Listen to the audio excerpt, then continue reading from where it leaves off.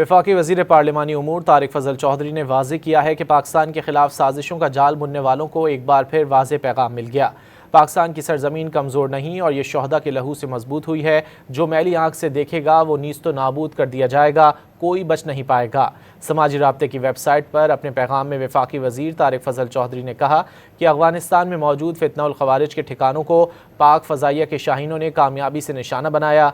अफगानिस्तान में फितनउल खवारिज के ठिकानों पर पाक फ़ज़ाइया की बरवक्त कार्रवाई मासूम जानों का बदला है। वो मासूम जानें जो दहशत गर्दी की आग में झोंक दी गईं।